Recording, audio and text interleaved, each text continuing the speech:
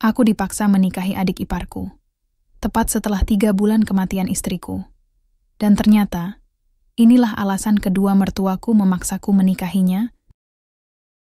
Ketika malam pertama dengan adik iparku, aku menemukan suatu benda, dan ternyata rahasia besarnya terbongkar. Namaku Arif Wijaya, seorang pria berusia 30 tahun dengan hidup yang terlihat sempurna dari luar. Tinggiku 145 dan tubuhku masih atletis, meski sudah tidak lagi aktif di dunia olahraga. Aku lahir dan besar di Jakarta, di keluarga menengah ke atas yang nyaman. Ayahku adalah seorang pegawai negeri senior di kantor pajak, sementara ibuku bekerja sebagai guru SMA. Mereka mengajarkanku nilai-nilai disiplin, tanggung jawab, dan kesederhanaan. Namun, meskipun aku tumbuh dalam lingkungan yang stabil, tak pernah ada yang mempersiapkanku untuk badai yang akan datang. Rumahku adalah sebuah bangunan modern 2 lantai di daerah Cibubur, pinggiran Jakarta. Lokasi ini cukup strategis, cukup dekat untuk menuju kantor pusat tempat aku bekerja sebagai manajer proyek di sebuah perusahaan konstruksi ternama. Namun juga cukup jauh dari hiruk-pikuk ibu kota, sehingga memberikan sedikit ketenangan bagi keluargaku. Di halaman depan, beberapa tanaman hias tersusun rapi, hasil kerja keras istriku, Ayu, yang selalu punya hati lembut dan cinta pada segala sesuatu yang hidup. Ayu. Hanya menyebut namanya saja sudah membuat dadaku terasa sesak. Dia adalah wanita yang telah menjadi bagian dari hidupku sejak kami lulus kuliah 5 tahun lalu. Kami bertemu di sebuah seminar arsitektur saat aku masih magang, dan dia baru saja mulai karier sebagai desainer interior. Dari pandangan pertama, aku tahu ada sesuatu tentangnya yang unik, senyumnya yang hangat, cara dia mendengarkan orang lain dengan penuh perhatian, dan semangatnya yang tak pernah padam. Setelah 2 tahun pacaran, kami menikah di usia 25 dan 23 tahun, dan sejak itu, hidup kami dipenuhi dengan kebahagiaan yang sulit dibayangkan oleh banyak orang. Kami dikaruniai 2 anak, Raka, putra pertama kami yang cerdas dan energik berusia 7 tahun, serta Dinda, putri kecil kami yang manis dan lucu berusia 4 tahun. Rumah kami selalu ramai dengan suara tawa mereka, terutama saat mereka bermain bersama di halaman belakang, atau menonton kartun favorit mereka di ruang keluarga. Tapi sekarang, semua itu hanya tinggal kenangan. Semua berubah 10 bulan yang lalu ketika Ayu mulai merasakan sakit aneh di payudaranya. Awalnya, dia mengira itu hanya masalah biasa akibat stres atau kurang tidur karena sibuk mengurus rumah dan anak-anak. Namun, setelah beberapa minggu, rasa sakit itu semakin parah dan dia akhirnya memutuskan untuk memeriksakan diri ke dokter. Hasil diagnosanya? Kanker payudara stadium lanjut. Dunia kami runtuh begitu saja. Aku ingat betapa dingin rasanya malam itu ketika dokter memberi kami kabar tersebut. Kami duduk di ruang tunggu rumah sakit. Lampu neon di atas kepala kami berkedip pelan seolah-olah mencerminkan ketidakpastian yang kami rasakan. Ayu mencoba tersenyum padaku. Mencoba meyakinkan bahwa segalanya akan baik-baik saja. Tapi aku bisa melihat ketakutan di matanya. Dan aku hanya bisa diam, meremas tangannya erat-erat, seolah tak ingin melepaskannya. Kita pasti bisa melalui ini, sayang, katanya pelan, suaranya gemetar. Kita cari pengobatan terbaik ya? Aku mengangguk, meskipun dalam hati aku merasa seperti tenggelam. Kami langsung mencari informasi tentang pengobatan terbaik, bahkan sampai ke Singapura. Semua tabungan kami habis demi biaya kemoterapi, operasi, dan obat-obatan. Selama berbulan-bulan, Ayu menjalani perawatan intensif, sementara aku berusaha tetap tegar demi anak-anak dan dirinya. Kadang-kadang, aku pulang larut malam setelah rapat panjang di kantor, hanya untuk menemukan Ayu tertidur di sofa sambil memegang buku cerita Dinda. Meskipun tubuhnya semakin lemah, dia selalu menempatkan kebutuhan keluarga di atas dirinya sendiri. Namun, tak peduli seberapa keras kami berusaha, nasib berkata lain. 3 bulan lalu, Ayu meninggalkan kami untuk selamanya. Malam itu, aku duduk di sampingnya di ranjang rumah sakit, memegang tangannya yang dingin dan pucat. Napasnya semakin pelan, hingga akhirnya berhenti sama sekali. Saat itulah aku merasakan kekosongan yang tak terbayangkan sebelumnya. Seperti ada bagian penting dari jiwaku yang hilang, meninggalkan lubang hitam yang tak bisa diisi oleh apapun. Setelah pemakamannya, hari-hari terasa kosong dan sunyi. Anak-anak sering menangis memanggil-manggil nama Ayu, dan aku harus berusaha keras untuk menjaga agar mereka tetap kuat. Tapi aku sendiri, aku hampir tidak tahu bagaimana cara bernapas lagi. Pagi-pagi aku bangun, memandangi cermin di kamar mandi, dan bertanya-tanya apakah aku benar-benar pantas disebut ayah. Apakah aku mampu menggantikan sosok Ayu yang begitu luar biasa? Suatu sore, saat aku sedang membersihkan halaman depan, Raka datang menghampiriku dengan wajah murung. "Ayah," katanya pelan. "Aku kangen Mama." Aku menunduk, mencoba menahan air mata yang mulai menggenang di mataku. "Ayah juga, Nak," balasku, suaraku serak. "Tapi kita harus tetap kuat ya. Mama pasti ingin melihat kita bahagia." Dinda, yang sedang bermain boneka di teras, tiba-tiba berlari ke arahku dan memeluk kakiku erat-erat. "Papa, aku mau Mama pulang," katanya sambil menangis. Aku berlutut dan memeluknya, mencoba menenangkannya. Tapi di dalam hati, aku merasa seperti sedang berdiri di tepi jurang yang gelap dan dalam. Aku tidak tahu bagaimana caranya melanjutkan hidup tanpa Ayu. Bagaimana caranya menjadi ayah yang baik bagi anak-anakku. Bagaimana caranya menghadapi hari-hari tanpa senyumnya, tanpa kehangatannya. Hidup terasa seperti mimpi buruk yang tak kunjung berakhir. Dan meskipun aku berusaha untuk bangkit, bayang-bayang Ayu selalu ada di setiap sudut rumah ini. Kadang-kadang, aku merasa mendengar suaranya memanggil namaku dari dapur atau melihatnya duduk di kursi favoritnya di ruang tamu. Tapi ketika aku mendekat, semuanya lenyap, meninggalkan kehampaan yang lebih menyakitkan daripada sebelumnya. Aku tidak tahu apakah aku akan mampu melalui ini, tapi satu hal yang aku yakini, aku harus mencobanya. Untuk Ayu, untuk Raka dan Dinda. Dan mungkin suatu hari nanti, untuk diriku sendiri. 3 bulan sudah berlalu sejak kepergian Ayu, dan setiap hari terasa seperti perjalanan tanpa tujuan yang jelas. Entah bagaimana, aku masih berhasil menjalani rutinitas harian, mengantar Raka ke sekolah pagi-pagi, memastikan Dinda sarapan dengan lahap, lalu bergegas ke kantor untuk memenuhi tenggat proyek yang tak pernah berhenti datang. Tapi di balik semua itu, ada rasa hampa yang terus menghantui, seperti bayangan gelap yang selalu mengekoriku kemanapun aku pergi. Malam-malamku biasanya dihabiskan dengan duduk di teras belakang rumah, menatap langit malam yang penuh bintang. Kadang-kadang, aku hanya diam, mendengarkan suara angin yang meluncur lembut melewati dedaunan. Di saat-saat seperti itu, pikiranku sering melayang kepada Ayu. Aku membayangkan dia masih ada di sini, duduk di sampingku, mengeluh tentang betapa berantakannya aku mengurus rumah tanpa dirinya. Atau mungkin dia akan tertawa pelan saat melihat Dinda mencoba membuat boneka-bonekanya berbicara satu sama lain, dengan dialog-dialog yang lucu tapi tidak masuk akal. Namun, realitasnya jauh lebih keras. Tanpa Ayu, segalanya terasa salah. Raka mulai jarang berbicara, bahkan ketika aku bertanya tentang sekolahnya atau teman-temannya. Dia lebih banyak menghabiskan waktu sendirian di kamarnya, bermain game atau membaca komik. Sementara Dinda, meskipun masih kecil, tampaknya mulai menyadari bahwa ada sesuatu yang hilang. Dia sering bertanya, "Papa, kapan Mama pulang?" Dan setiap kali pertanyaan itu keluar dari mulutnya, aku merasa dadaku seperti diremas oleh tangan raksasa.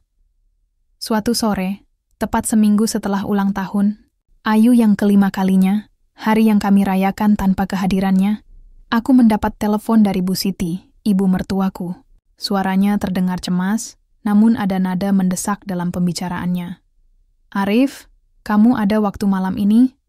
Kami ingin bicara penting," katanya. Aku menelan ludah. Sejak Ayu meninggal, hubunganku dengan Pak Budi dan Bu Siti sedikit tegang. Mereka pasti merasakan kesedihan yang sama denganku, tapi aku tidak yakin apakah kita bisa benar-benar saling mengerti. Bagiku, mereka adalah orang tua Ayu, orang-orang yang telah kehilangan putri mereka. Tapi bagi mereka, aku mungkin terlihat seperti sosok yang gagal melindungi Ayu sampai akhir hayatnya. "Apa ada masalah, Bu?" tanyaku hati-hati. "Tidak ada masalah. Hanya saja, ini soal masa depanmu dan anak-anak. Datang saja ke rumah nanti malam, kami tunggu." Ada sesuatu dalam nada suaranya yang membuatku waspada. Apakah ini tentang warisan? Atau mungkin mereka khawatir aku tidak bisa mengurus anak-anak dengan baik? Pikiran-pikiran itu berkecamuk di kepalaku selama perjalanan menuju rumah mertuaku, sebuah rumah sederhana tapi nyaman di daerah Cipayung, Jakarta Timur. Saat aku tiba, Pak Budi dan Bu Siti sudah duduk di ruang tamu. Wajah mereka tampak serius. Nadia, adik iparku, juga ada di sana. Dia baru saja lulus kuliah dan belum bekerja, tetap. Biasanya, Nadia adalah gadis yang ceria dan ramah, tapi malam itu, dia tampak canggung dan agak gugup. "Silakan duduk, Arif," kata Bu Siti sambil menawariku secangkir teh hangat. Aku mengambil tempat di sofa, mencoba menenangkan diri. Ada firasat buruk yang mulai menyelinap ke dalam benakku. "Kami ingin membahas sesuatu yang penting," kata Pak Budi, memulai percakapan. "Kamu tahu, setelah kepergian Ayu, kami merasa sangat kehilangan. Tapi yang lebih kami khawatirkan adalah nasibmu dan anak-anakmu." Aku mengangguk, meskipun tidak sepenuhnya mengerti arah pembicaraan ini. "Kamu masih muda, Arif," lanjut Bu Siti. "Anak-anakmu juga masih kecil. Kamu butuh seseorang yang bisa membantu merawat mereka, menjadi ibu pengganti bagi Raka dan Dinda." Jantungku berdegup kencang. Apakah mereka bermaksud? "Nadia," kata Pak Budi memotong lamunanku. "Dia sudah dewasa sekarang, dan dia sangat menyayangi keponakannya. Kami pikir, mungkin ini adalah solusi terbaik untuk semua pihak." Aku terdiam. Otakku berusaha mencerna apa yang baru saja mereka katakan. Menikahi Nadia? Adik iparku? Ini terasa begitu absurd, seperti ide yang keluar dari film melodrama murahan. Tapi mereka tampak serius. Bahkan Nadia pun menundukkan kepala, seolah-olah dia sudah tahu rencana ini sejak awal. Aku tidak tahu harus berkata apa. Ujarku akhirnya, suaraku terdengar serak. "Ini semua terlalu cepat. Aku masih mencoba memahami hidup tanpa Ayu." "Kami tahu ini sulit, Nak," kata Bu Siti, suaranya lembut tapi tegas. "Tapi demi anak-anakmu, kamu harus mempertimbangkannya. Nadia bisa menjadi ibu yang baik untuk mereka. Kamu tidak bisa melakukan semuanya sendirian." Nadia akhirnya angkat bicara, suaranya pelan tapi mantap. "Aku tahu ini bukan situasi ideal, Kak, tapi aku benar-benar ingin membantu. Raka dan Dinda adalah keluarga saya juga." Aku menatapnya, mencoba mencari jejak keraguan di matanya. Tapi yang kulihat hanyalah keikhlasan dan mungkin sedikit ketakutan. Aku tidak tahu apa yang dipikirkannya, tapi aku bisa merasakan bahwa dia juga merasa terjebak dalam situasi ini. Malam itu, aku pulang dengan kepala penuh pertanyaan. Bagaimana mungkin aku bisa menikahi Nadia? Bukankah itu akan merusak kenangan tentang Ayu? Tapi di sisi lain, aku juga tidak bisa menyangkal fakta bahwa aku membutuhkan bantuan. Mengurus 2 anak kecil seorang diri bukanlah hal yang mudah, terutama ketika pekerjaanku di kantor semakin menuntut. Beberapa hari kemudian, Nadia mulai sering datang ke rumahku untuk membantu mengurus anak-anak. Awalnya, aku merasa canggung, tapi lama-lama aku mulai melihat bahwa dia benar-benar peduli pada Raka dan Dinda. Bahkan, kedua anakku tampak senang dengan kehadirannya. Dinda sering meminta Nadia untuk membacakan dongeng sebelum tidur, sementara Raka mulai berbicara lebih banyak ketika Nadia ada di sekitar. Meskipun begitu, ada sesuatu yang menggangguku. Setiap kali aku melihat Nadia tersenyum atau tertawa bersama anak-anak, bayangan Ayu selalu muncul di benakku. Apakah ini adil bagi mereka? Apakah ini adil bagi Nadia? Aku merasa seperti sedang berdiri di persimpangan jalan. Tidak tahu mana yang harus kupilih. Suatu malam, aku duduk di ruang tamu bersama Nadia setelah anak-anak tidur. Dia sedang membersihkan meja makan, sementara aku hanya diam, memandangi cangkir kopi yang sudah dingin di tanganku. "Kak," katanya tiba-tiba, suaranya pelan. "Aku tahu ini sulit bagi kakak, tapi aku ingin bilang, aku tidak akan pernah bisa menggantikan Kak Ayu. Tapi aku berharap bisa membantu kakak dan anak-anak melalui ini." Aku menatapnya. Hatiku terasa berat. Aku tahu, Nadia. Tapi aku belum siap untuk langkah sebesar itu. Dia mengangguk. Wajahnya tampak sedih, tapi penuh pengertian. Aku mengerti. Aku hanya ingin kakak tahu bahwa aku di sini untuk membantu, apapun keputusan kakak. Setelah percakapan itu, aku mulai berpikir lebih dalam. Mungkin Nadia benar. Mungkin aku memang butuh seseorang yang bisa membantu. Tapi apakah aku siap untuk menikah lagi? Apakah aku siap untuk membuka lembaran baru dalam hidupku, meskipun luka lama belum sembuh sepenuhnya? Hidup terus berjalan, dan aku tahu aku tidak bisa terus bersembunyi dari kenyataan. Tapi keputusan ini, rasanya seperti taruhan besar yang tidak bisa kuambil dengan ringan. Malam-malam di rumah terasa lebih sunyi setelah Nadia mulai sering datang. Aku tahu, dia mencoba membantu sebisa mungkin, mengurus anak-anak, membersihkan rumah, bahkan mengganti bunga-bunga di halaman depan agar tetap segar seperti dulu ketika Ayu masih hidup. Tapi ada sesuatu dalam kehadirannya yang membuatku merasa tidak nyaman. Bukan karena dia melakukan kesalahan atau bersikap kurang baik, justru sebaliknya. Dia sangat cekatan dan penuh perhatian, hingga kadang-kadang aku lupa bahwa dia bukan Ayu. Namun, itulah masalahnya. Setiap kali aku melihat senyumnya, mendengar suaranya, atau bahkan hanya melihat bayangannya bergerak di dapur, pikiranku langsung kembali kepada Ayu. Apakah ini adil bagi Nadia? Apakah aku benar-benar bisa melanjutkan hidup dengan cara seperti ini? Pertanyaan-pertanyaan itu terus bergaung di kepalaku, membuat tidur malamku semakin tak tenang. Satu hal yang pasti, Raka dan Dinda menyukainya. Beberapa minggu terakhir, mereka sering meminta Nadia untuk tinggal lebih lama. Bahkan, Dinda mulai memanggilnya tante, meskipun dengan nada manja yang mirip saat dia memanggil Ayu dulu. Melihat interaksi mereka, aku merasa lega sekaligus bingung. Di satu sisi, aku bersyukur karena anak-anak tampak lebih bahagia daripada sebelumnya. Tapi di sisi lain, aku takut ini hanya awal dari sesuatu yang lebih rumit. Suatu pagi, saat aku sedang menyiapkan sarapan untuk anak-anak, Nadia datang lebih awal dari biasanya. Dia membawa kotak bekal yang sudah disiapkan untuk Raka dan Dinda. Wajahnya tampak cerah, tapi ada sesuatu dalam sorot matanya yang membuatku curiga. Mungkin dia juga merasakan ketegangan yang sama denganku. "Kak," katanya pelan saat aku sedang menuangkan susu ke dalam gelas Dinda. "Apa kakak sudah memikirkan apa yang dibicarakan Mama dan Papa?" Aku menghela napas panjang, meletakkan karton susu di atas meja. Aku belum yakin, Nadia. Ini semua terlalu cepat. Dia diam sejenak, lalu berkata, "Aku tahu kakak butuh waktu. Tapi kita harus memikirkan masa depan anak-anak. Mereka butuh sosok ibu, Kak. Dan aku ingin menjadi bagian dari itu." Aku menatapnya, mencoba membaca ekspresinya. Ada rasa putus asa dalam suaranya, tapi juga ada ketulusan yang sulit diabaikan. "Nadia, aku menghargai niatmu.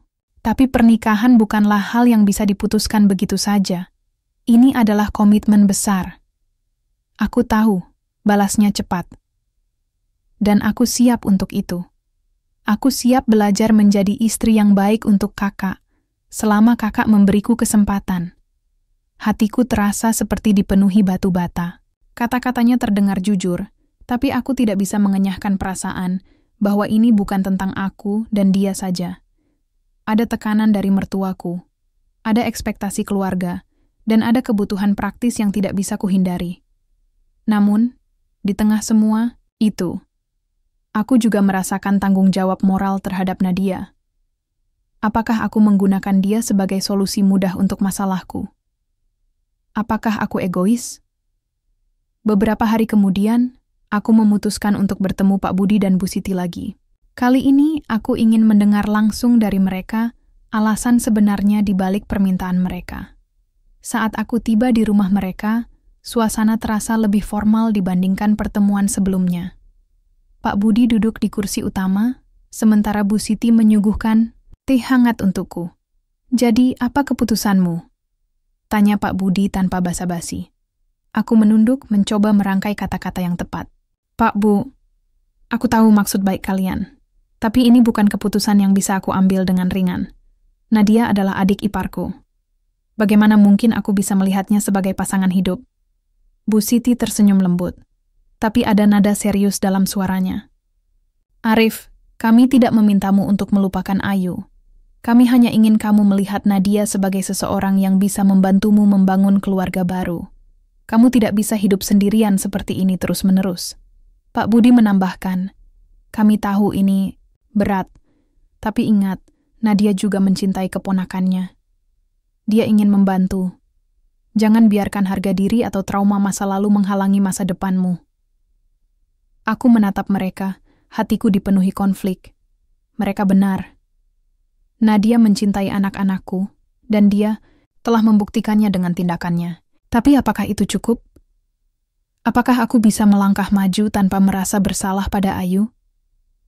Setelah percakapan itu, aku pulang dengan kepala penuh pertimbangan.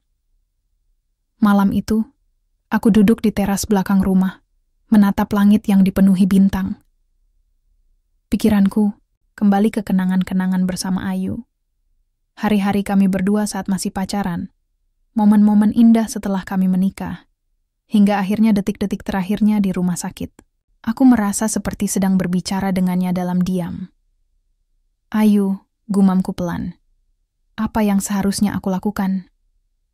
Apakah aku egois jika melanjutkan hidup tanpamu? Atau apakah aku salah jika menerima Nadia demi anak-anak? Angin malam berhembus lembut, membawa aroma tanaman hias di halaman. Aku tidak mendapat jawaban dari angkasa, tapi entah kenapa, aku merasa sedikit lebih tenang. Mungkin Ayu akan mengerti. Mungkin dia akan ingin aku bahagia, meskipun caranya tidak seperti yang aku bayangkan. Keesokan harinya, aku memutuskan untuk berbicara dengan Nadia secara langsung. Aku menjemputnya di rumah mertua, lalu mengajaknya berjalan-jalan ke taman dekat rumah. Udara sore itu segar, dan matahari mulai tenggelam, menciptakan siluet indah di cakrawala. Nadia, kataku setelah beberapa saat berjalan dalam diam. Aku sudah memikirkannya, dan aku bersedia mencoba. Dia berhenti melangkah, menatapku dengan mata berkaca-kaca. Benarkah, Kak? Aku mengangguk, meskipun hatiku masih ragu. Ini bukan karena aku sudah melupakan Ayu. Ini demi anak-anak dan demi masa depan kita. Tapi aku butuh waktu, Nadia. Aku tidak bisa langsung melupakan semuanya begitu saja. Dia tersenyum, wajahnya tampak lega. Aku mengerti, Kak. Aku juga tidak akan memaksamu. Yang penting, kita bisa saling mendukung satu sama lain.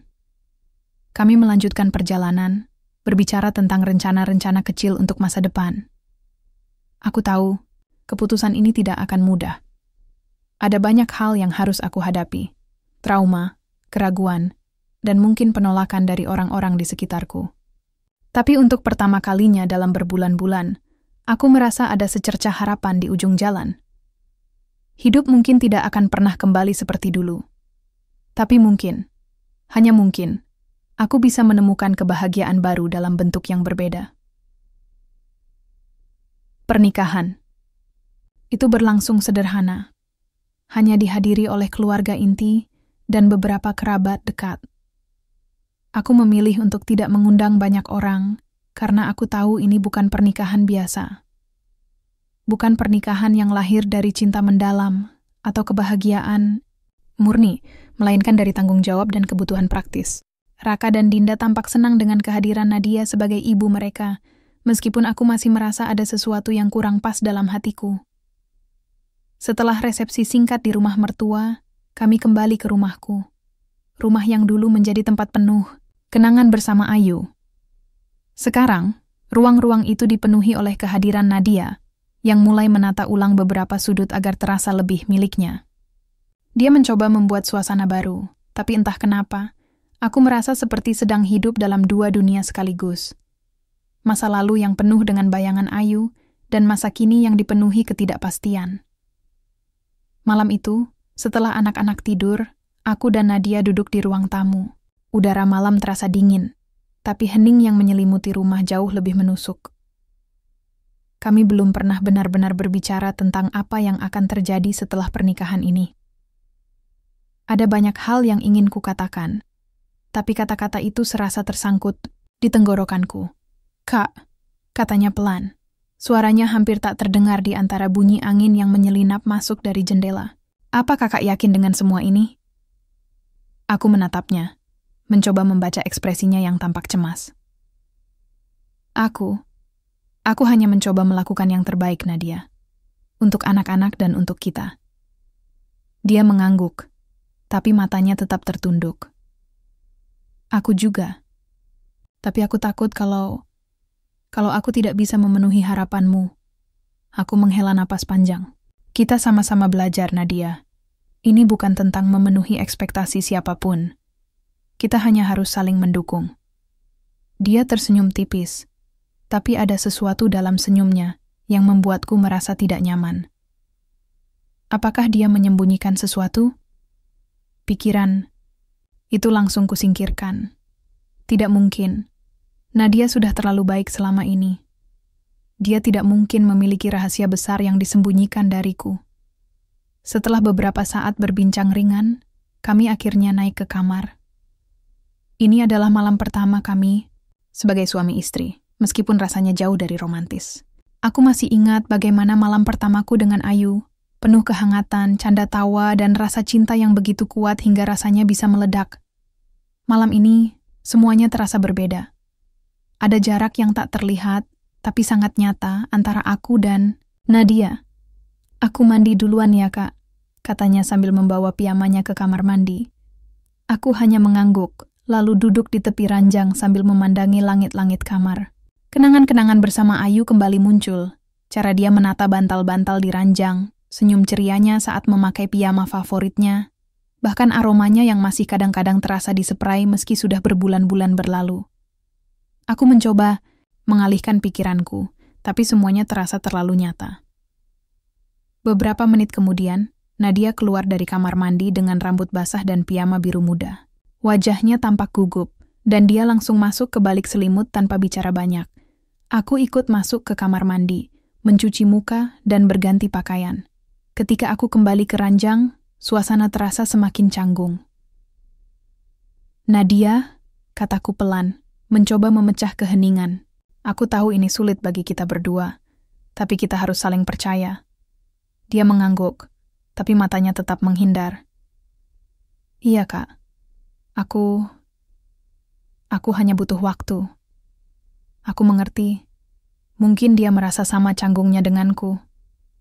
Aku mematikan lampu, lalu berbaring di sisi lain ranjang. Gelapnya malam membuat segalanya terasa lebih sunyi, hingga aku bahkan bisa mendengar detak jantungnya yang cepat. Tapi ada sesuatu yang mengganjal di dalam hatiku. Aku tidak bisa tidur. Setelah beberapa menit berbaring diam, aku bangkit dan pergi ke kamar mandi untuk minum air. Saat melewati wastafel, sesuatu menarik perhatianku. Di atas rak handuk, ada sebuah kotak kecil berwarna putih. Awalnya, aku mengira itu hanya kotak bekas kosmetik atau peralatan mandi. Namun, saat aku membukanya, jantungku langsung berdegup kencang. Tes kehamilan. Hasilnya positif. Darahku berdesir, dan otakku langsung berputar cepat. Apa artinya ini? Nadia hamil? Tapi bagaimana mungkin? Kami baru saja menikah malam ini. Ini tidak masuk akal. Aku membawa kotak itu kembali ke kamar. Hatiku dipenuhi amarah dan kebingungan. Nadia masih berbaring di ranjang. Tubuhnya tampak tegang ketika aku duduk di sisi lain. "Nadia?" kataku dengan suara serak, mencoba menahan emosi. "Apa ini milikmu?" Dia langsung duduk, wajahnya pucat. "Kakak menemukannya?" Jawab aku. "Nadia, apa kamu hamil?" Tanyaku, nada suaraku meninggi tanpa bisa kubendung. Dia menundukkan kepala, air mata mulai mengalir di pipinya. "Iya, Kak, aku sedang hamil." Aku merasa seperti seseorang yang baru saja ditonjok di perut. Napasku tersengal, dan aku tidak bisa berkata apa-apa untuk beberapa saat. Siapa ayahnya?" Nadia menangis semakin keras, suaranya terdengar, seperti isakan yang tertahan selama berbulan-bulan. "Dimas, pacarku sebelumnya. Kami putus beberapa bulan lalu." Rahasia itu akhirnya terungkap, tapi aku merasa seperti sedang jatuh ke jurang yang dalam. Semua teka-teki mulai terhubung. Inilah alasan mertuaku begitu memaksaku untuk menikahi Nadia. Bukan karena mereka peduli pada anak-anakku. Bukan karena mereka ingin aku bahagia. Tapi karena mereka ingin menutupi aib keluarga mereka sendiri. Kenapa kamu tidak memberitahuku dari awal? Tanyaku, suaraku terdengar dingin meskipun hatiku dipenuhi amarah. Aku takut, Kak. Aku takut kalau kamu akan membenciku. Mama dan Papa bilang, satu-satunya cara untuk menyelamatkan nama baik keluarga adalah dengan menikahimu. Mereka bilang kamu pasti mau membantu karena kamu sayang sama anak-anak. Aku meremas kotak tes kehamilan itu hingga hampir penyok. Jadi, ini semua direncanakan? Kamu dan keluargamu memperdayaku agar aku mengakui anak ini sebagai anakku? Bukan, begitu Kak. Aku tidak tahu apa-apa soal rencana mereka sampai Mama bilang bahwa kamu akan menikahiku. Aku hanya ingin melindungi bayi ini. Aku bangkit dari ranjang, berjalan mondar-mandir di kamar. Otakku berusaha mencerna semua informasi ini, tapi semuanya terasa seperti mimpi buruk yang tak kunjung berakhir. Bagaimana mungkin aku bisa percaya lagi pada Nadia? Bagaimana mungkin aku bisa menjalani hidup dengan rahasia besar ini? Nadia, kataku akhirnya. Suaraku terdengar lelah. Aku butuh waktu untuk memikirkan semuanya. Sekarang, aku tidak bisa bicara lebih lanjut. Tanpa menunggu jawaban, aku keluar dari kamar dan duduk di ruang tamu, memandangi kegelapan malam yang menyelimuti rumah. Hatiku dipenuhi rasa marah, kecewa, dan bahkan sedikit kasihan. Tapi yang paling kuat adalah rasa pengkhianatan.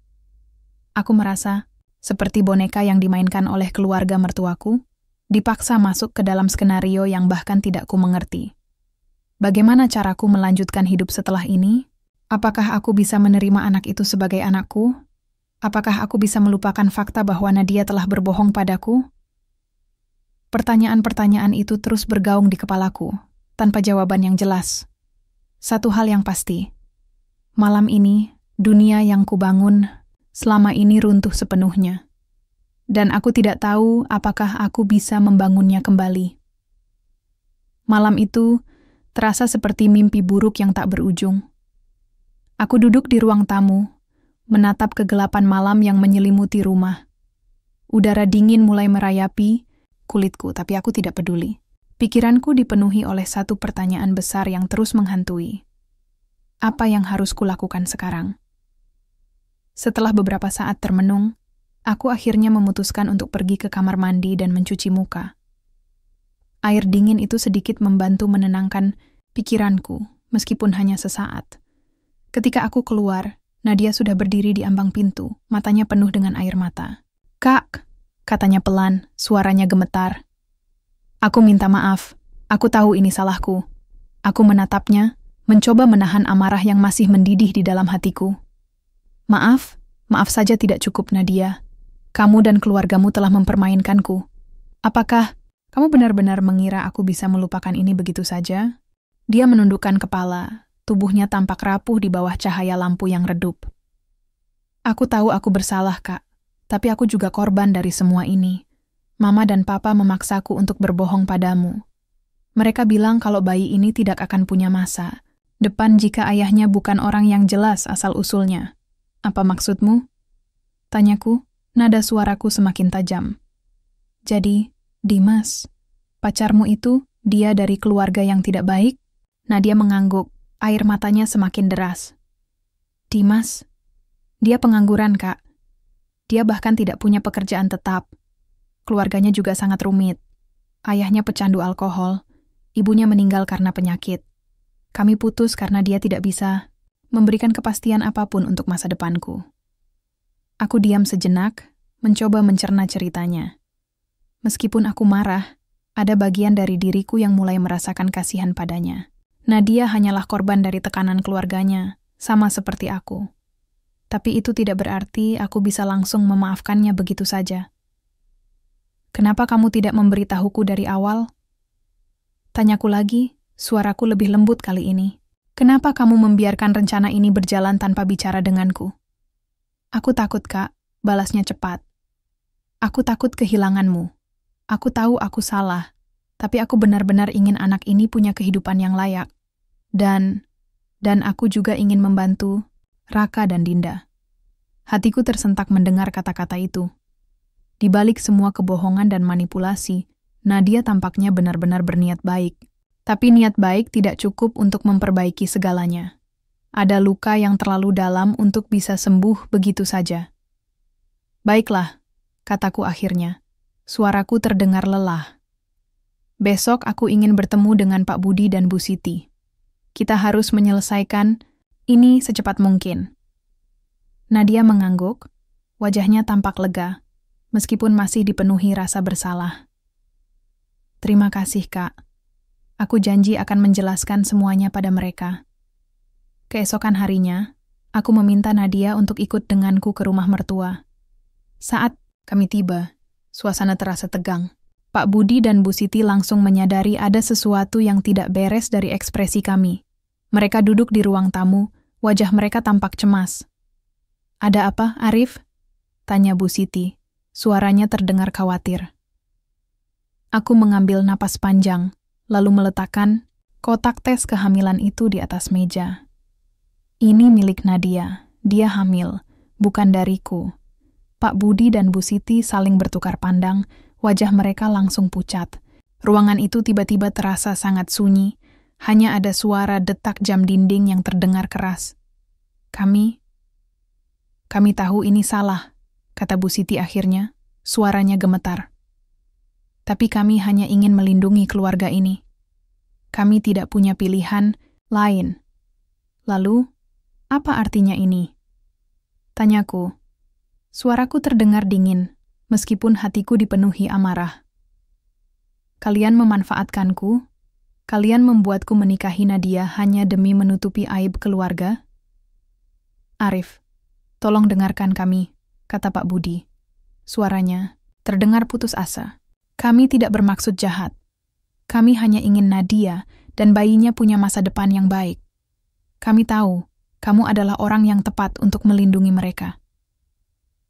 Aku tertawa getir, suaraku penuh sarkasme. Orang yang tepat? Jadi, aku hanya alat untuk kalian gunakan? Bu Siti tiba-tiba berlutut di depanku, air matanya mulai mengalir. Maafkan kami, Nak. Kami tahu kami salah. Tapi kami mohon, tolong lindungi Nadia dan bayinya. Kami tidak tahu harus berbuat apa lagi. Aku menatap mereka, hatiku dipenuhi konflik. Di satu sisi, aku marah karena mereka telah memperdayaku. Tapi di sisi lain, aku juga merasa kasihan pada Nadia, dan bahkan pada bayi yang belum lahir itu. Aku tidak bisa membiarkan anak itu tumbuh tanpa nama atau masa depan yang jelas. Nadia, kataku setelah beberapa saat berpikir, apakah kamu benar-benar ingin melanjutkan ini? Menjadi istriku dan membesarkan anak ini sebagai keluarga kita? Dia mengangguk. Wajahnya penuh ketulusan. Iya, Kak, aku janji akan menjadi istri yang baik untukmu. Aku akan belajar mencintaimu sepenuh hati. Aku menatap Pak Budi dan Bu Siti, lalu berbicara dengan tegas. Baiklah, aku akan menerima anak ini sebagai anakku. Tapi ingat, ini bukan karena aku memaafkan kalian. Ini demi Nadia dan demi bayi itu. Bu Siti menangis tersedu-sedu, sementara Pak Budi hanya bisa menundukkan kepala, wajahnya penuh rasa bersalah. Nadia berdiri di sampingku, menggenggam tanganku erat-erat. Aku bisa merasakan keteguhan dalam genggamannya, meskipun aku tahu perjalanan ini tidak akan mudah. Di perjalanan pulang, aku dan Nadia duduk dalam diam. Ada banyak hal yang ingin kukatakan, tapi kata-kata itu serasa tersangkut di tenggorokanku. Sampai akhirnya Nadia angkat bicara. Kak, aku benar-benar minta maaf. Aku tahu aku salah. Tapi aku akan berusaha menjadi istri yang baik untukmu. Aku menghela napas panjang. Aku tidak bisa menjanjikan apapun, Nadia. Ini akan sulit bagi kita berdua. Tapi aku akan mencoba.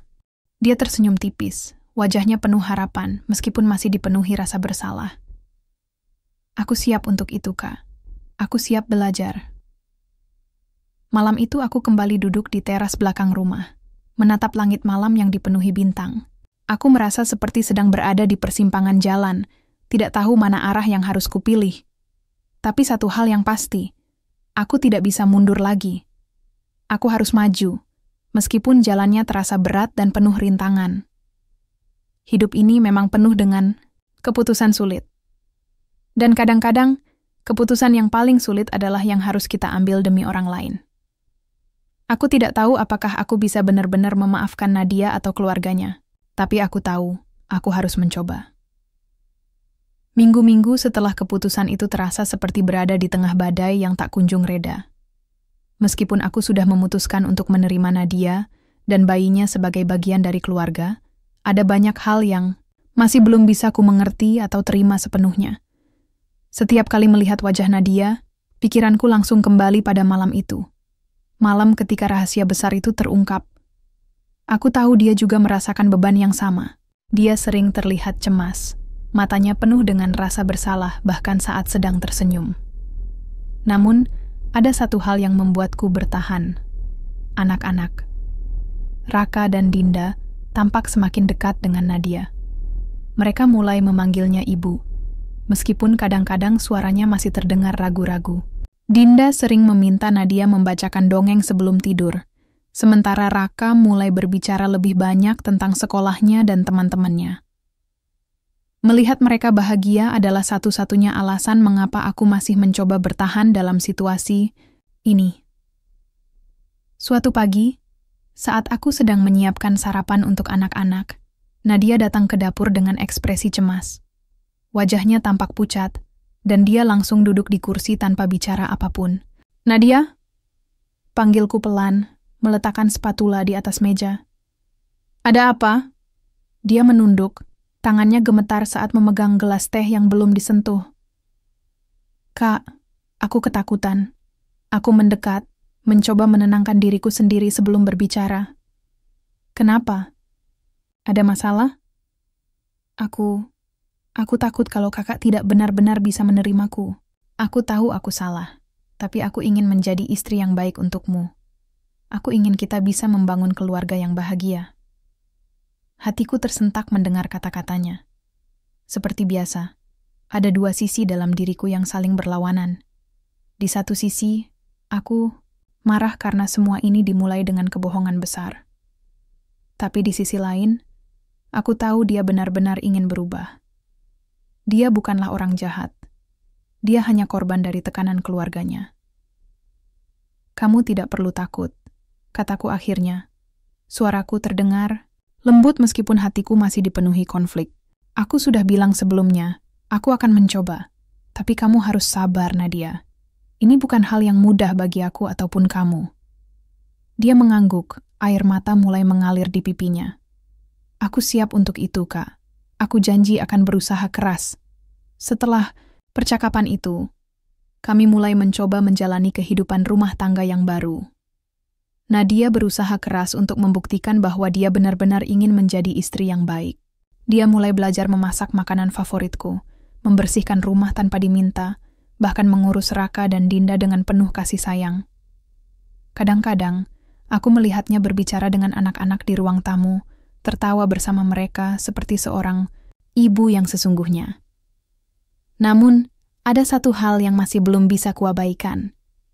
Bayangan Dimas. Mantan pacar Nadia itu selalu muncul dalam pikiranku, terutama di malam hari ketika aku berbaring di ranjang. Aku tahu dia adalah ayah dari bayi yang sedang dikandung oleh Nadia. Aku tidak pernah bertemu dengannya, tapi dari cerita Nadia, aku bisa membayangkan sosoknya, seorang pria pengangguran yang tidak punya masa depan jelas. Bagaimana mungkin Nadia bisa jatuh cinta pada seseorang seperti itu? Suatu sore, saat aku sedang pulang dari kantor, aku melihat Nadia duduk sendirian di teras belakang. Dia memegang secangkir teh hangat, matanya menatap kosong ke halaman yang mulai dipenuhi bunga-bunga musim semi. Aku mendekat dan duduk di sampingnya. "Kenapa di sini sendirian?" Tanyaku pelan. Dia tersenyum tipis, tapi senyum itu tidak sampai ke matanya. "Aku hanya merenung. memikirkan segala sesuatu yang terjadi. Aku diam sejenak, lalu berkata, "Aku tahu ini sulit bagi kamu, tapi aku juga merasa sulit. Kamu tahu, setiap kali aku melihatmu, aku ingat pada kebohongan itu." Dia menunduk, air matanya mulai jatuh. "Aku minta maaf, Kak. Aku tahu aku salah, tapi aku juga takut. Takut kalau kamu tidak akan pernah bisa memaafkanku." Aku menghela napas panjang. "Aku tidak bisa bilang aku sudah memaafkanmu sepenuhnya, Nadia. Tapi aku sedang berusaha. Kita harus melangkah maju bersama-sama, meskipun jalannya terasa berat." Dia mengangguk, wajahnya penuh dengan harapan, meskipun masih dipenuhi rasa bersalah. "Terima kasih, Kak. Aku janji akan terus berusaha." Beberapa hari kemudian, aku mendapat telepon dari Bu Siti. Suaranya terdengar khawatir, dan dia langsung meminta aku datang ke rumah mereka. "Ada apa, Bu?" tanyaku saat tiba di sana. Bu Siti duduk di ruang tamu bersama Pak Budi. Wajah mereka tampak tegang. "Arif, ada masalah besar. Dimas, mantan pacar Nadia itu, dia tahu tentang kehamilan Nadia. Dan dia mengancam akan memberitahu semua orang jika Nadia tidak kembali padanya." Jantungku langsung berdegup kencang. "Apa? Bagaimana bisa?" Pak Budi menghela napas panjang. Dia ternyata masih menghubungi Nadia diam-diam. Kami tidak tahu apa-apa sampai kemarin dia datang ke rumah dan mengancam kami. Dia bilang dia tidak akan diam kalau Nadia tidak kembali padanya. Aku merasakan amarah mulai mendidih di dalam hatiku. "Kenapa kalian tidak memberitahuku sebelumnya?" "Kami takut, Nak," kata Bu Siti. Suaranya terdengar putus asa. "Kami tidak tahu harus berbuat apa." Aku menatap mereka, mencoba menahan emosi yang semakin memuncak. "Baiklah, biarkan aku yang menyelesaikan ini. Kalian tidak boleh membiarkan Dimas mengancam keluarga ini lagi." Malam itu, aku memutuskan untuk menghadapi Dimas secara langsung. Aku tahu alamatnya dari Nadia, dan aku langsung pergi ke rumahnya tanpa memberitahunya. Saat aku tiba, dia sedang duduk di teras depan, tampak santai sambil minum bir. Ketika dia melihatku, wajahnya langsung berubah tegang. "Siapa kamu?" tanyanya. Nada suaranya penuh curiga. "Aku Arif," jawabku dingin. "Suami Nadia." Matanya membelalak dan dia langsung bangkit dari kursi. "Jadi kamu yang mengambilnya dariku?" "Bukan urusanmu lagi," balasku tegas. "Nadia sudah memilih hidupnya. Kamu tidak punya hak untuk mengganggunya." Dia tertawa sinis. "Oh ya? Lalu, bagaimana dengan anak itu? Apakah kamu akan menerimanya sebagai anakmu?" Aku menatapnya lurus-lurus, suaraku terdengar tajam. "Itu masalah antara aku dan Nadia. Jangan ikut campur." Dia menyeringai, nada suaranya semakin provokatif. "Kalau begitu, aku akan memberitahu semua orang tentang ini. Bayangkan saja berita skandal ini tersebar luas." Aku melangkah maju, menatapnya dengan tatapan penuh ancaman. "Coba saja, tapi ingat, aku tidak akan tinggal diam. Kamu tidak tahu apa yang bisa kulakukan demi melindungi keluargaku." Wajahnya tampak ragu-ragu, dan dia akhirnya mundur selangkah. "Baiklah, tapi ingat, aku tidak akan diam jika Nadia tidak kembali padaku." Aku langsung menunjuk wajahnya dengan telunjukku. "Jangan pernah hubungi Nadia lagi. Kalau tidak, aku akan memastikan hidupmu tidak tenang." Setelah percakapan itu, aku meninggalkan rumahnya dengan langkah tegap. Aku tahu ini belum selesai, tapi setidaknya aku berhasil mengirimkan pesan yang jelas. Nadia adalah tanggung jawabku sekarang, dan aku tidak akan membiarkan siapapun mengancam keluargaku. Ketika aku pulang, Nadia sedang menungguku di ruang tamu. Matanya penuh dengan kekhawatiran. "Bagaimana, Kak?" Aku duduk di sampingnya, menggenggam tangannya erat-erat. "Aku sudah menemuinya. Dia tidak akan mengganggumu lagi." Dia menatapku dengan mata berkaca-kaca. "Terima kasih, Kak. Aku janji tidak akan pernah berhubungan dengannya lagi." Aku mengangguk, mencoba menenangkan diriku sendiri. "Kita harus melanjutkan hidup ini, Nadia. Bersama-sama." Dia tersenyum, wajahnya penuh dengan harapan. "Untuk pertama, Kalinya dalam beberapa minggu terakhir, aku merasa seperti sedang melangkah maju. Meskipun perjalanan ini masih terasa berat dan penuh tantangan. Hidup memang tidak pernah mudah, tapi aku tahu, aku harus berjuang demi masa depan keluargaku, demi Nadia, anak-anak, dan bahkan bayi yang belum lahir itu. Mungkin suatu hari nanti, aku bisa benar-benar memaafkan semuanya. Setelah pertemuan tegang dengan Dimas, aku merasa seperti baru saja melewati badai besar. Aku tahu ancamannya belum sepenuhnya hilang. Pria itu masih bisa mencoba sesuatu yang lebih nekat jika dia benar-benar putus asa. Tapi setidaknya, untuk saat ini, ada sedikit ketenangan dalam hidup kami. Nadia tampak lega setelah aku memberitahunya bahwa Dimas tidak akan mengganggunya lagi. Namun, ada satu hal yang terus menghantuiku. Bagaimana mungkin Nadia tetap berhubungan dengannya diam-diam?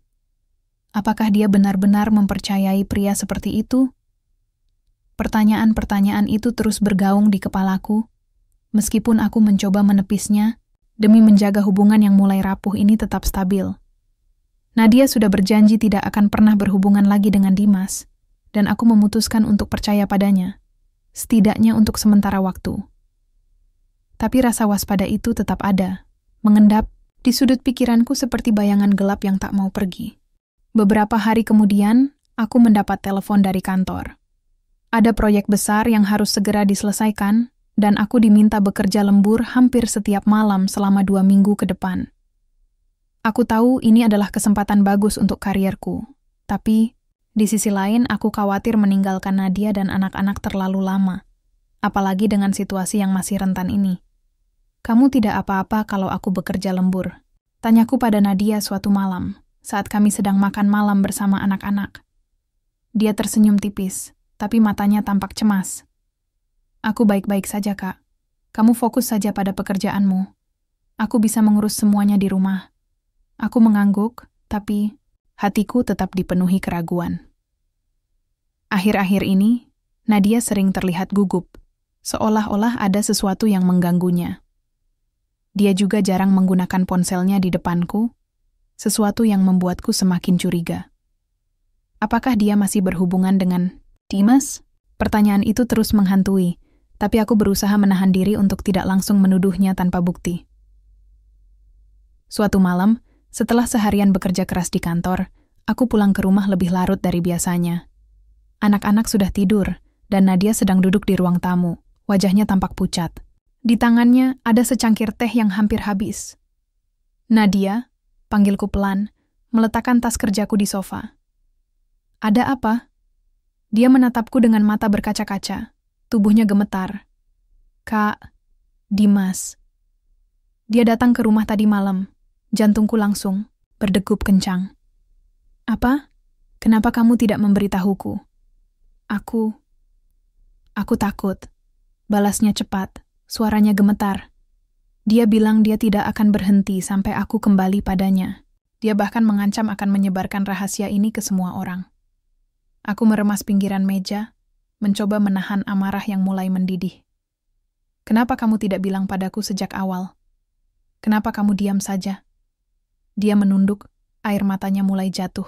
Aku takut kalau kamu akan marah padaku. Aku takut kalau kamu tidak akan percaya lagi padaku.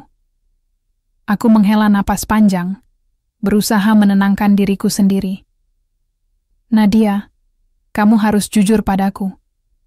Jika kita ingin melanjutkan hidup ini bersama-sama, kamu tidak boleh menyembunyikan apapun dariku. Dia mengangguk, wajahnya penuh rasa bersalah. Iya, Kak, aku janji tidak akan berbohong lagi. Keesokan harinya, aku memutuskan untuk kembali menghadapi Dimas. Kali ini, aku membawa bantuan seorang teman dekatku, Andi, yang bekerja sebagai detektif swasta. Aku tahu ini langkah ekstrim, tapi aku tidak punya pilihan lain. Aku harus memastikan bahwa Dimas tidak akan mengganggu keluargaku lagi. Saat aku tiba di rumah Dimas, dia tampak kaget melihat kehadiranku, dan Andi yang berdiri di belakangku dengan wajah dingin. Apa maumu sekarang? Tanyanya. Nada suaranya penuh ketegangan. Aku melangkah maju, menatapnya lurus-lurus. Ini adalah peringatan terakhir. Jangan pernah mendekati Nadia atau keluargaku lagi. Kalau tidak, Aku akan memastikan polisi mengetahui semua tentangmu. Andi melangkah maju, menunjukkan kartu identitasnya sebagai detektif. Dan kami sudah memiliki cukup bukti untuk membuat hidupmu sangat sulit. Jadi pilihlah dengan bijak. Dimas tampak ragu-ragu, matanya bergerak liar antara aku dan Andi. Baiklah, katanya akhirnya, suaranya terdengar lesu. Aku akan pergi, tapi ingat, ini belum selesai. Aku tidak peduli dengan ancamannya. Yang penting, aku berhasil membuatnya mundur. Setidaknya, untuk saat ini, ketika aku pulang, Nadia sedang menungguku di ruang tamu. Wajahnya tampak cemas, tapi ada juga rasa lega ketika dia melihatku masuk. Bagaimana? Tanyanya pelan. Aku duduk di sampingnya, menggenggam tangannya erat-erat. Dia tidak akan mengganggumu lagi. Tapi kamu harus berjanji padaku, Nadia. Tidak ada lagi rahasia. Kamu harus jujur padaku tentang segalanya. Dia mengangguk, air mata mulai mengalir di pipinya. Aku janji, Kak. Aku akan jujur mulai sekarang. Aku menatapnya, mencoba membaca ekspresinya. Kita harus melalui ini bersama-sama, Nadia. Tapi aku butuh waktu untuk benar-benar mempercayaimu lagi. Dia tersenyum tipis, wajahnya penuh harapan meskipun masih dipenuhi rasa bersalah. Aku siap untuk itu, Kak. Aku siap belajar menjadi istri yang baik untukmu. Malam itu, aku duduk di teras belakang rumah, menatap langit malam yang dipenuhi bintang. Ada banyak hal yang masih belum bisa kupahami atau terima sepenuhnya. Tapi satu hal yang pasti, aku tidak bisa mundur lagi. Aku harus maju, meskipun jalannya terasa berat dan penuh rintangan. Hidup ini memang penuh dengan tantangan. Tapi aku tahu, aku tidak bisa menyerah begitu saja. Aku harus berjuang demi masa depan keluargaku. Demi Nadia, anak-anak, dan bahkan bayi yang belum lahir itu. Mungkin suatu hari nanti aku bisa benar-benar memaafkan semuanya. Beberapa bulan telah berlalu sejak kejadian dengan Dimas. Aku tidak pernah mendengar kabar darinya lagi setelah pertemuan terakhir itu, dan aku berharap dia benar-benar menepati ancamannya untuk menjauh dari Nadia dan keluargaku. Meskipun demikian, ada bagian dari diriku yang tetap waspada. Mungkin karena pengalaman buruk yang sudah kujalani membuatku sulit mempercayai orang lain sepenuhnya. Namun, di tengah semua ketegangan dan rintangan itu, ada sesuatu yang mulai berubah dalam hubunganku dengan Nadia. Dia terus berusaha keras untuk menjadi istri yang baik, bukan hanya untukku, tapi juga untuk anak-anak. Setiap hari, aku melihatnya mencurahkan cinta dan perhatian pada Raka dan Dinda. Bahkan lebih dari yang bisa kulakukan sendiri. Mereka semakin dekat dengannya, dan kadang-kadang aku hampir lupa bahwa mereka pernah hidup tanpa sosok ibu selama beberapa bulan setelah kepergian Ayu. Suatu pagi, saat aku sedang bersiap-siap untuk pergi ke kantor, Nadia datang ke dapur dengan wajah pucat. Tangannya gemetar saat dia menuangkan teh hangat ke dalam gelas. Nadia, panggilku pelan, meletakkan tas kerjaku di meja. Ada apa? Dia menatapku dengan mata berkaca-kaca lalu berkata, Kak, aku merasa bayinya akan lahir lebih cepat. Jantungku langsung berdegup kencang. Sekarang, apa kita harus ke rumah sakit? Dia mengangguk, suaranya gemetar. Aku takut, Kak. Ini terlalu cepat. Aku langsung menggenggam tangannya erat-erat, mencoba menenangkan diriku sendiri, sekaligus menenangkannya.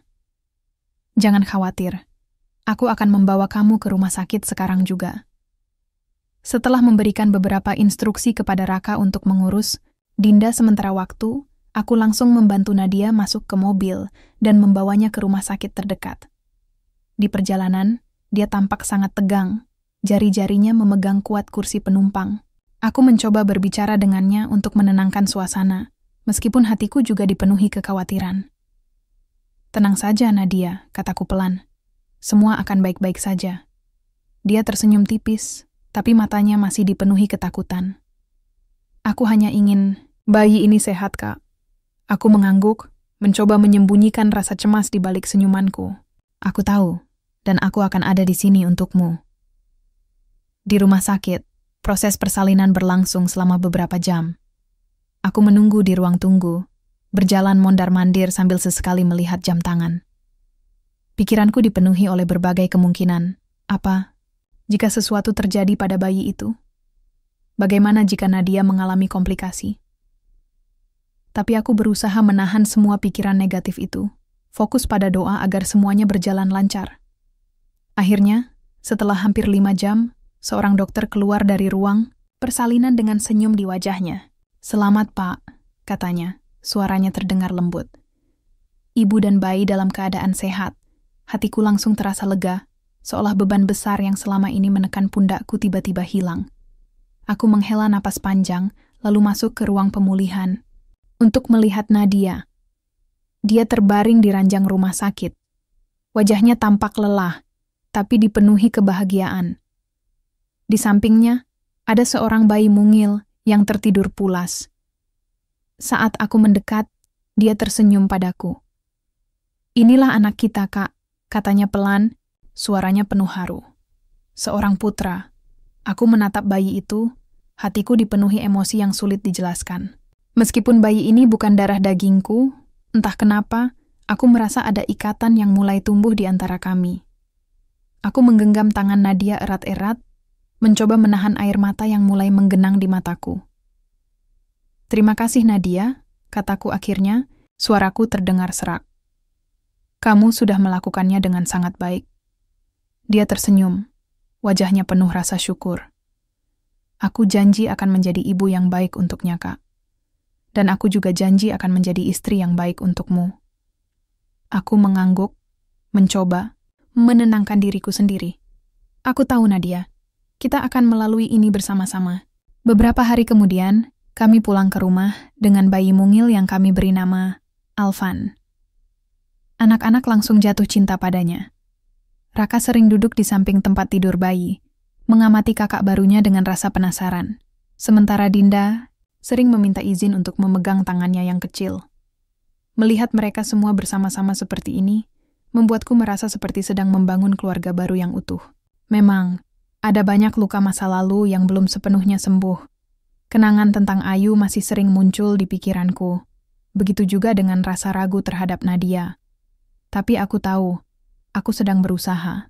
Aku sedang belajar untuk menerima segala sesuatunya apa adanya, tanpa memaksakan diri untuk melupakan atau mengabaikan apa yang pernah terjadi. Suatu sore, saat aku sedang duduk di teras belakang rumah, Nadia datang menghampiriku dengan Alvan di gendongannya. Wajahnya tampak cerah, dan ada senyum manis yang belum pernah kulihat sebelumnya. "Kak," katanya pelan, duduk di sampingku. "Aku ingin bilang terima kasih." Aku menatapnya, mencoba membaca ekspresinya. "Untuk apa?" "Untuk segalanya," balasnya cepat. "Untuk mau menerimaku, untuk mau melindungi aku dan Alvan, dan untuk tidak menyerah pada kami." Aku tersenyum tipis, mencoba menenangkan diriku sendiri. Kita sedang membangun keluarga ini bersama-sama, Nadia. Dan aku tahu, ini bukan hal yang mudah bagi kita berdua. Dia mengangguk, matanya berkaca-kaca. "Aku janji akan terus berusaha menjadi istri yang baik untukmu, Kak. Aku ingin kita bisa bahagia bersama-sama." Aku menggenggam tangannya erat-erat, mencoba menahan emosi yang mulai memuncak. "Aku juga, Nadia. Aku juga ingin kita bisa bahagia." Malam itu, aku duduk di ruang tamu, memandangi langit malam yang dipenuhi bintang. Ada perasaan damai yang mulai tumbuh di dalam hatiku, meskipun aku tahu perjalanan ini masih panjang. Hidup ini memang penuh dengan tantangan, tapi aku tahu, aku tidak bisa menyerah begitu saja. Aku harus terus berjuang demi masa depan keluargaku, demi Nadia, anak-anak, dan Alvan. Aku tidak tahu apakah aku benar-benar bisa melupakan semua rasa sakit dan kekecewaan yang pernah kurasakan. Tapi satu hal yang pasti, aku sedang berusaha. Dan mungkin, suatu hari nanti, aku bisa benar-benar memaafkan semuanya. Hidup terus berjalan, dan aku tahu, aku harus melangkah maju, meskipun jalannya terasa berat dan penuh rintangan. Tapi kali ini, aku tidak sendirian. Aku punya keluarga yang may kedokungku, dan aku siap untuk menjalani hidup ini bersama mereka.